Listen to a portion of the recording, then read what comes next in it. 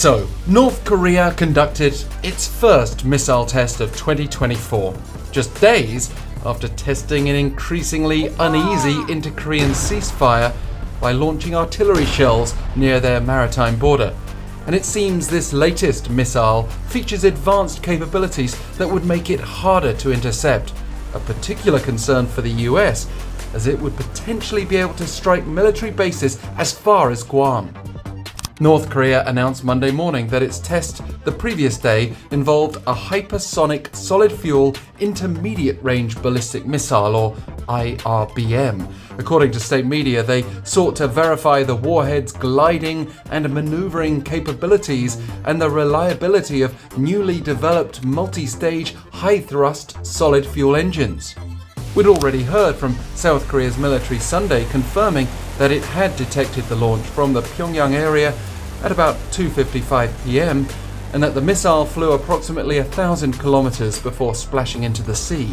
though its estimated range could be up to 5,500 kilometers, and Guam is well inside that from North Korea, not to mention targets closer to home, including Japan. The South is assessing whether Pyongyang has truly acquired the capabilities it claims, particularly the ability to carry out evasive maneuvers in the terminal stage, which would make this weapon a potent regional threat.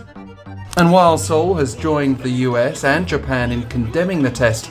it won't have come as a major surprise to South Korea. Just last week, we reported that Defense Minister Shin Won-sik said North Korea could test fire a new type of IRBM as early as this month, after it carried out related solid fuel engine tests in November. North Korean leader Kim-Jong-un also vowed back in 2021 to develop a hypersonic warhead, and this year could see the North pick up the pace on a number of military fronts, emboldened by its growing relationship with Russia. In fact, Foreign Minister Choe-Son-hui has embarked on a 3-day visit to Russia, also according to state media Monday, her first solo overseas trip since strict COVID-19 measures were introduced, as well as holding talks with her counterpart Sergei-Lavrov, who visited Pyongyang in October. We'll have to watch for any signs of rising cooperation and potential news of a possible trip to the north by Russian leader Vladimir Putin.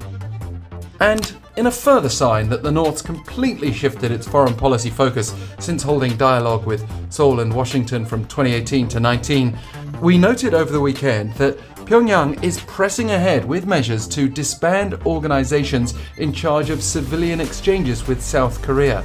Interestingly, the North appears, as of Saturday, to have stopped broadcasting the state-run Pyongyang-Radio and cut off access to its website.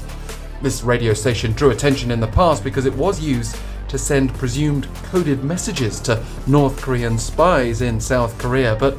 as leader Kim ordered the readjusting and reforming of the North's organizations in charge of inter-Korean affairs, we've entered an era of open hostility in which Pyongyang is making no secret of its development of ever more powerful weapons and its willingness to use them against South Korea and its allies if the need arises.